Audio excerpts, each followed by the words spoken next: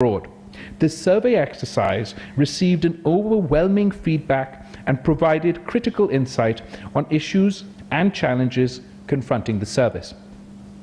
The key areas identified for improvement include the conditions of service, internal communication, decision-making processes, nimble organizational structure, career development framework, and technology integration, among others. Ladies and gentlemen, let's face it, the world is changing at lightning speed. Technological advancements, shifting power dynamics, and interconnectedness have become the new norm. We are here to lead the way, to embrace the change, and to create a ministry that is agile, robust, and ready to tackle any global challenge that comes our way. Today, I was briefed by my colleagues on the overall status of the reforms process at the Ministry of Foreign Affairs, and I want to share with you an update in this regard on reform actions that we have undertaken. There are a total of 51 initiatives relating to various work streams in the ministry. 19 of those are fully implemented, 3 are partially completed, and 29 are on track for completion. These relate to areas such as automation and digitization of functions pertaining to human resources, administration and finance, as well as communication and security, logistics, career development, and mobility framework, knowledge management, public diplomacy, consular and protocol services, and last and not least, training facilities at the Foreign Service Academy. A ministry that works like a well-oiled machine where outdated procedures and internal inefficiencies are relics of the past. This is our aim. A ministry that communicates seamlessly by removing outdated means to more efficient and paper-smart options, breaking down silos and barriers between headquarters and our missions abroad. A ministry that is not bound by bureaucratic red tape, but operates with speed, efficiency, and effectiveness. A foreign service that is equipped to deliver on a people-centric, development-focused, and peace-orientated diplomacy. We have achieved remarkable milestones in recent times.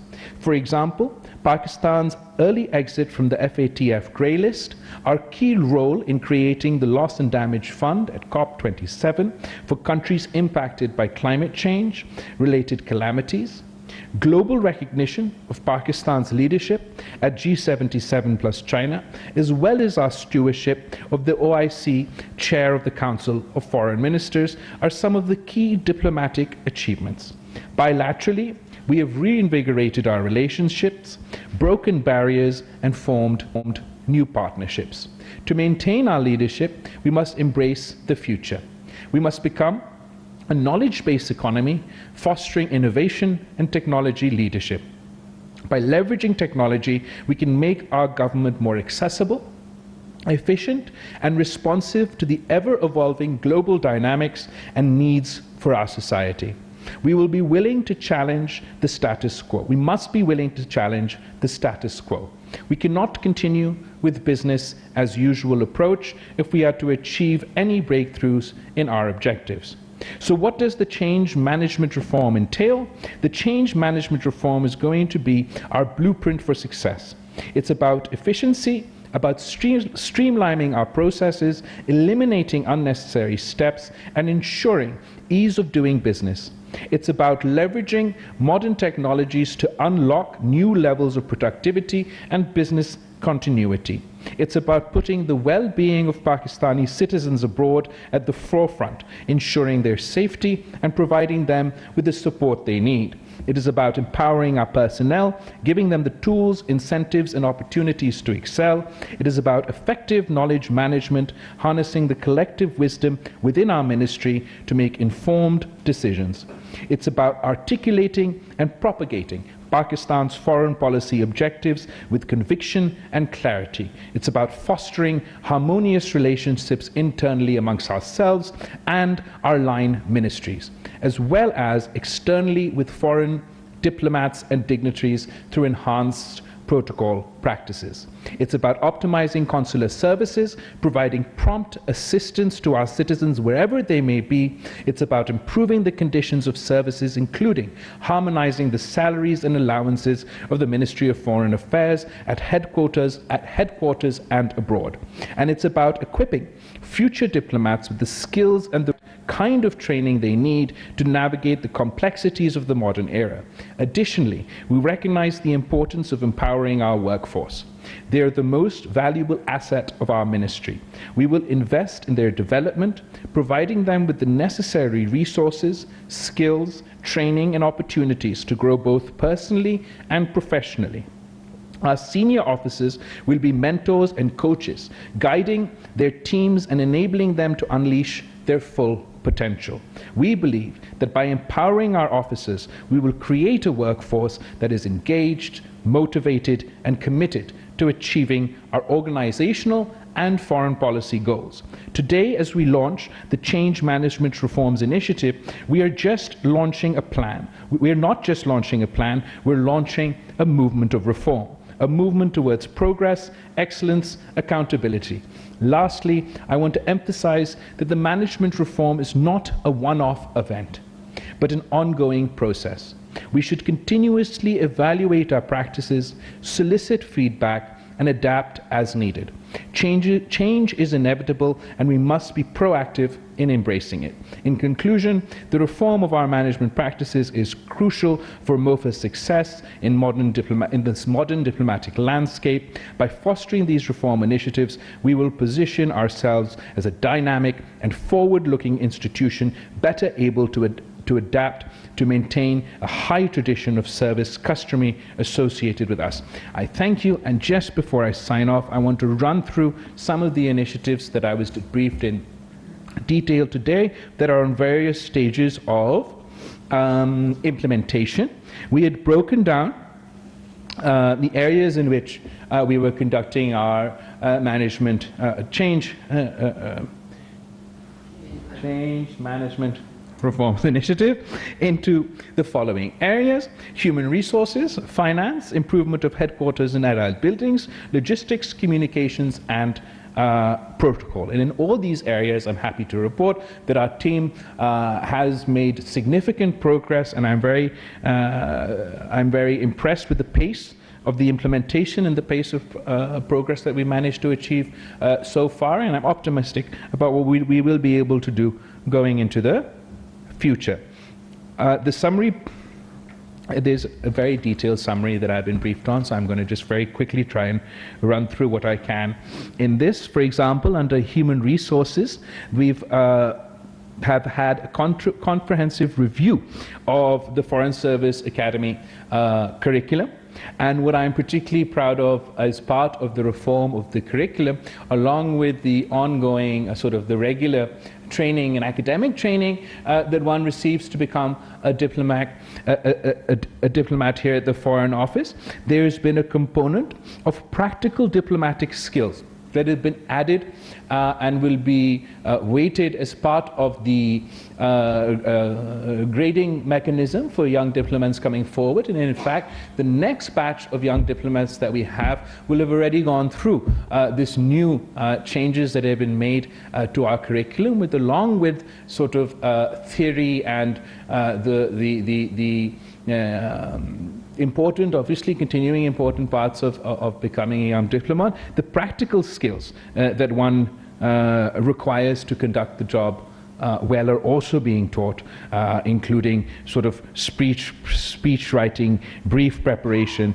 public speaking, teamwork, event management, even socialization and networking skills, critical thinking, etc., in order to encourage more well-rounded young diplomats to join us here at the Foreign Ministry. And this training avenue, or this comprehensive review of our FSA curriculum, is already 100% complete.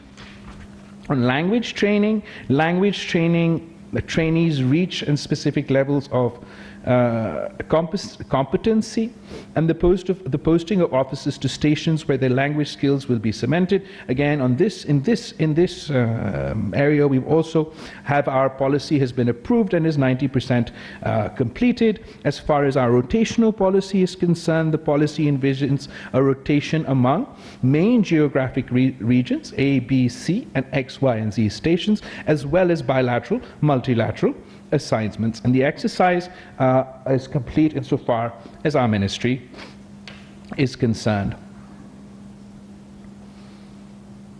Bridging the cadre strength as par with the operational necessities, a summary seeking 44 positions at HQ has been, we're ongoing discussions which is near conclusion with the Prime Minister, and I'm hoping that soon, before our departure, we will have good news on this front as well.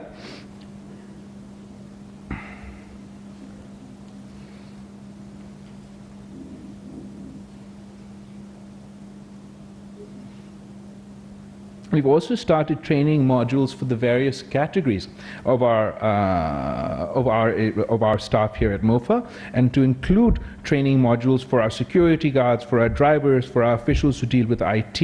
And 5 training sessions have been conducted in the last 4 months, and 4 sessions are planned in the next 4 months. So this is to ensure that all our staff employed with the Foreign Office or at embassies abroad are all trained and brought up to par for their new postings. And I'm very happy that this has already been completed by 50%. And once 50% is completed and our next stock of people go abroad, they will also receive this training.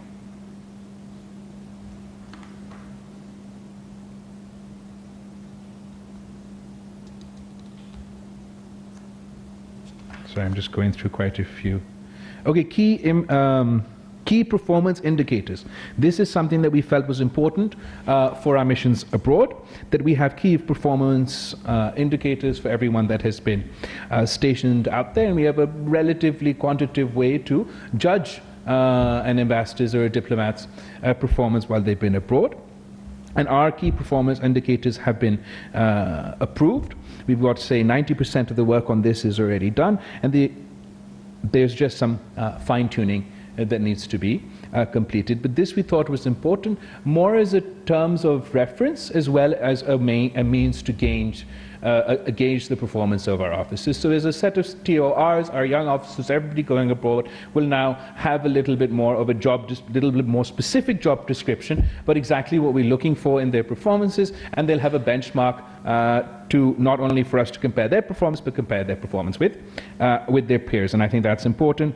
Digitization is also an area where we've made a lot of progress, and we introduced a human resources management system for more effective human resources and career planning. The system has already been designed. Data entry in respect to officers has been completed. Hosting facility at the NTC has been arranged, and the issuance of individual officers' IDs and passes are being generated by NITB. In phase 2, staff will be included in the HRMS system. So this is also our digitization initiative, particularly for human resource management, is also something that we managed to complete, and that we believe is very important. It leads us not only towards a paperless system, but again, it's important for quantitative analysis of people's performance. We've had financial issues consistently at the ministry, and I'm happy to report that we've managed to overcome them. Finance division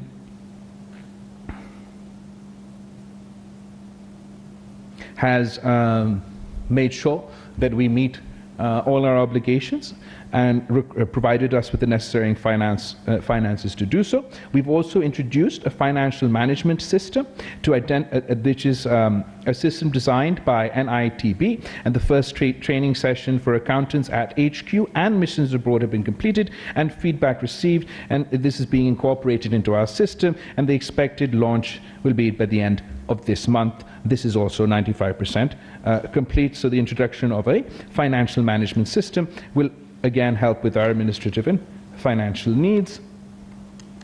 We've also conducted a review of what is the FMMA, to bring it in line with the contemporary realities, and that is the Manual of Financial Management in Missions Abroad. And this, our administrative team has now reviewed and has made it more relevant. It was out of date and very extensive, and now it should be more relevant to our people. More improvements and changes that we made here at the ministry is the solarization of the ministry buildings, with the assistance of our Chinese friends who provided us with some financing. We will be conducting the solarization of our ministry, and we're looking, we feel that this meets our green targets, our climate targets also, and obviously our expenditures and our expenses that we have here at the ministry. This project is 25% complete and still has some work to do.